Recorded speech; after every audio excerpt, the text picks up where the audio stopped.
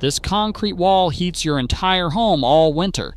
No furnace, no fuel, no bill. And the house that proved it has been doing exactly that since 1967 in the mountains of France through winters that drop below freezing using nothing but sunlight and physics. You are paying an average of $1,500 a year to heat your home. Families in colder states are paying $2,400 or more.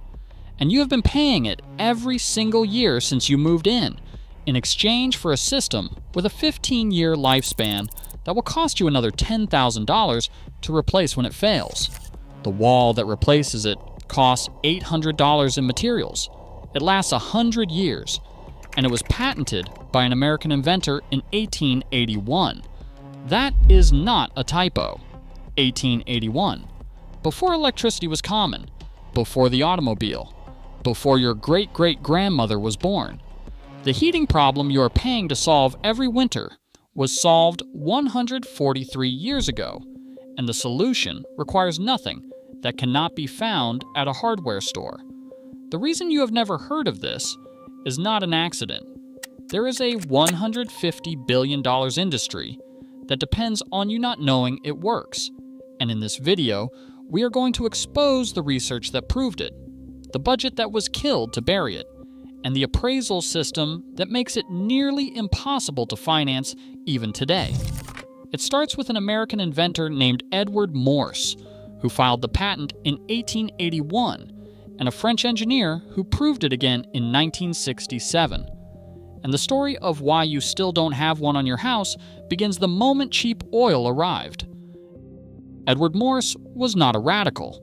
He was a naturalist and an academic, a professor at what is now Tufts University, a man who spent his career studying marine biology and Japanese ceramics. But in 1881, he looked at the south wall of a building, noticed what sunlight did to stone, and filed a patent that described in precise engineering language exactly how to heat a home with a concrete wall and a sheet of glass. U.S. Patent number 246,626 was titled Warming and Ventilating Apartments by the Sun's Rays. The mechanism was simple enough that a child could understand it. Face a thick masonry wall toward the south and cover it with glass. The sunlight passes through the glass, hits the dark stone, and heats it. The glass traps that heat, the same way a greenhouse works. Then, for the next 6 to 10 hours, the wall slowly releases that stored heat into the house behind it. You go to sleep. The wall heats your bedroom. You pay nothing. But Morse did not invent this idea. He documented it. The Anasazi people had already been doing it for over 1,000 years. The cliff dwellings at Mesa Verde, built around 1190 CE in what is now Colorado, are oriented to the south with a precision that modern passive solar architects recognize immediately.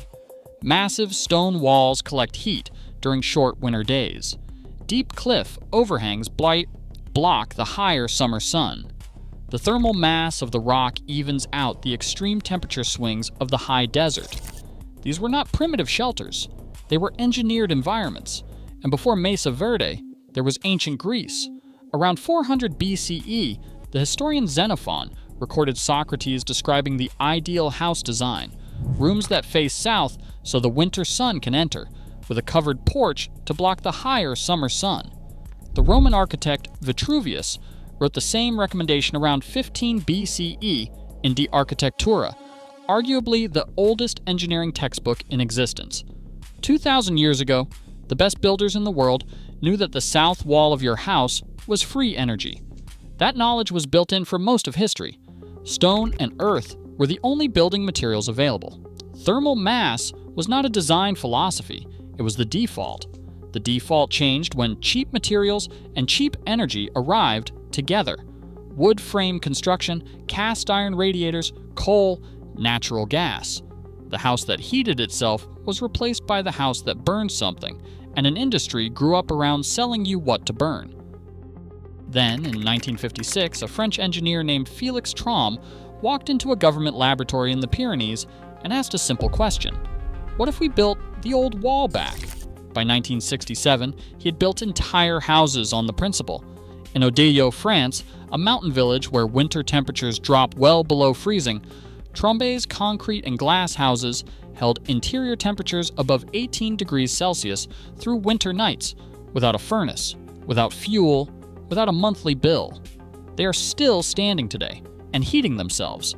So why, in 2025, are you still paying $1,500 a year for something that was solved in 1881 and proven again in 1967?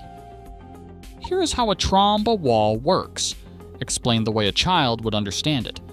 Imagine a thick, dark brick wall, 8 to 16 inches of concrete or stone. Now imagine placing a sheet of glass about 4 inches in front of that wall facing south. That gap between the glass and the wall becomes a trap. Sunlight passes through the glass freely, and it hits the dark wall, and the wall absorbs it as heat. The glass prevents that heat from escaping back outside. By midday, the surface of that wall can reach 65 degrees Celsius, around 150 degrees Fahrenheit, while the outside temperature is below freezing. But here is the part that changes everything. Concrete is slow. It does not release heat the moment it absorbs it. It stores the heat and releases it gradually over 6 to 10 hours. The wall that absorbed sun all day is still radiating warmth at 10 o'clock at night when the sun has been gone for hours. No moving parts, no electricity, no fuel bill. It is a thermal battery. It charges during the day and discharges through the night. The U.S. Department of Energy documented this in detail. Through the late 1970s and early 1980s, the Department of Energy and the National Renewable Energy Laboratory monitored Trombey wall systems, finding reductions in home heating loads of 30 to 75% across hundreds of monitored buildings, in climates from the mountains of New Mexico to the mid-Atlantic coast of New Jersey. 30 to 75%, not a fringe result, a documented range from a federal research program. In Santa Fe, New Mexico, the Balcom House, built in 1979 and monitored directly by Los Alamos National Laboratory, met 100% of its space heating needs through passive solar design, with a Trombe wall as a central component. No furnace, no fuel, monitored by a federal laboratory. In Cranberry, New Jersey, a colder, cloudier climate, Brookhaven National Laboratory documented a 48% reduction in heating load. In northern China, a 2019 study from Tsinghua University documented a 52% reduction in heating energy consumption in Trombey wall buildings in cold climate regions. And in Odilio, the houses Felix Trombe built in 1967 are still standing, still heating themselves. Average lifespan of the system, 50 to 100 years. Maintenance cost, essentially zero. Replacement cost, zero. Compare that to your HVAC system. Average lifespan, 15 to 20 years. Average replacement cost, $7,000 to $12,000. The concrete wall outlives 4 furnaces. The numbers were never in dispute. The performance was documented. The question was never whether the wall worked. The question was who profited from the wall and who profited from the alternative. In 1977, President Carter installed solar panels on the roof of the White House. The federal government poured money into solar research. At its peak in 1979 and 1980, the Department of Energy was funding approximately $500 million a year across solar programs. Passive solar specifically received tens of millions in dedicated research and demonstration funding. The Department of Energy built and monitored over 200 passive solar homes across the United States. The science was being gathered. The case was being built. Then the price of oil crashed. In 1986, a barrel of crude oil fell from around $35 to under $10. Overnight, the economic argument for solar energy collapsed, and with it, the political will. The Department of Energy passive solar research budget was cut by more than 70%, from approximately $100 million to under $5 million. Most demonstration programs were terminated. Researchers were reassigned. The performance databases, the training programs for architects and builders, and the monitored buildings were quietly shelved.